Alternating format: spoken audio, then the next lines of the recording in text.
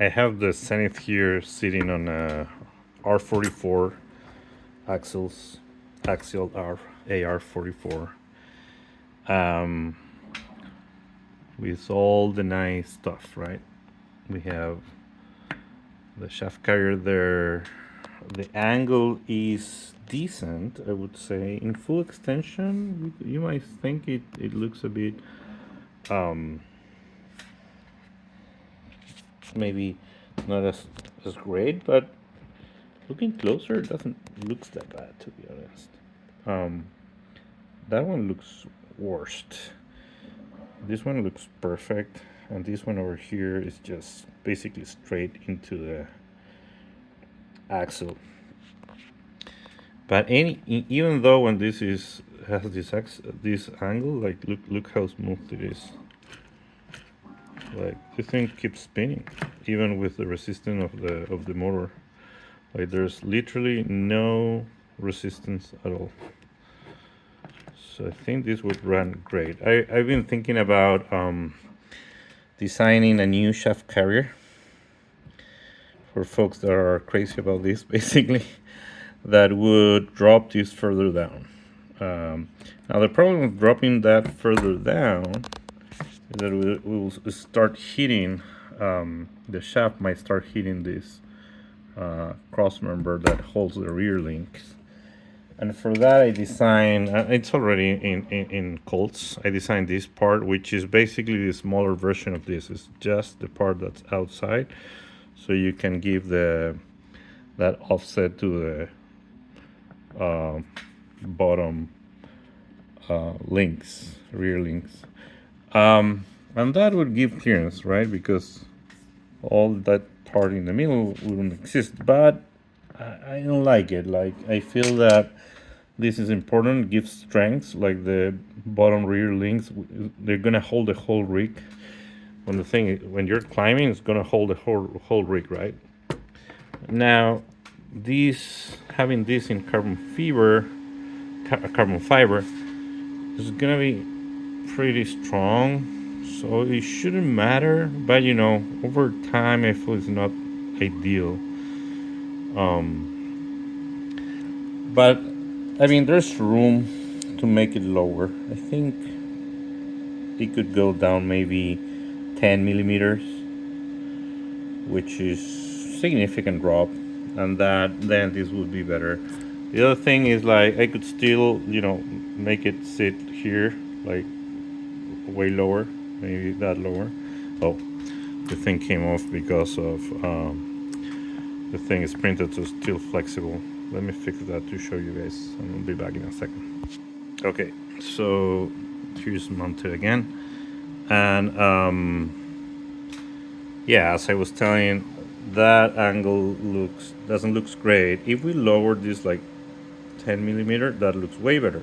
So that means if I lower these 10 millimeters, I'm thinking we should still clear out that cross member, the rear holder, and then this would sit like in that angle, more or less. The other thing that I do have a lot of length here. I don't know if I need all that flex, to be honest. Maybe it could sit there. So I would put maybe shorter shocks. These shocks are maybe too long. These are shorter. I think I like this length here. So I could mount them on that hole and put them here, and shorten it a bit. And that will kind of make it sit way better. And maybe 10 more millimeters down, I will make it in that more or less angle, and that's almost straight. At that point, it's good, and then you still have all the freaking clearance, right? I don't even have the wheels installed, but that would look like this high. I don't know. It hears pretty well. I'm thinking to mount on this build. This build, I'm just doing it for demoing and testing everything out. I'm thinking about doing CMS here, and use these links to mount servo here, instead of on axle. I mean, I could still do that, but the nice thing about doing that is that I don't need to mount these links. I mean, I could go both ways. It doesn't really matter. Still, and everything clears pretty well. And I should show you guys this super smooth. And this is the Too Low clone sitting on the Too Low skid. There are two versions of this Too Low skid. One that puts the shaft output in the middle, which is this one, and there's another one that's further to the right that pushes this whole thing further to the right, to this side, so you have more clearance. You can have more clearance for a bigger motor. Like this motor clears pretty well. I still have room to push this back if you have a bigger outrunner. Let's say you want to run a full-size motor with an offset, maybe with an offset pumpkin. I mean, there are many options. Then you might want to push this further right to give more space for this motor, because right now if the motor would be long enough, it would hit the frame.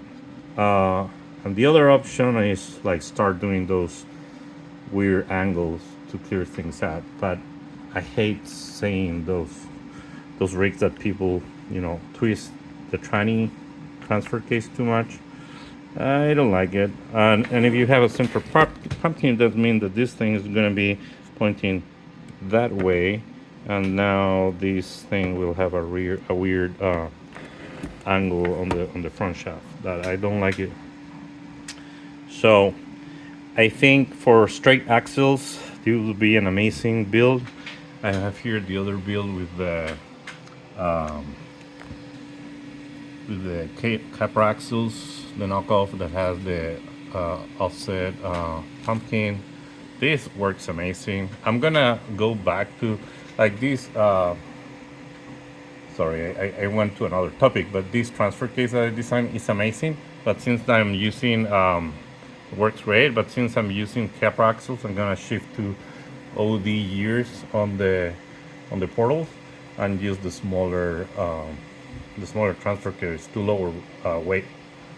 But anyways, my point is, for straight axles, even lower center of gravity, this would make an amazing class 2 rig probably. Capra axles, I would leave it for the C3 or a cheater. Maybe even this one you could do a cheater. The thing is, it would be so low, but you know, you lose some clearance, so it depends a lot what you're looking for. Anyway, you can do all these different options. Just want to share that with you guys.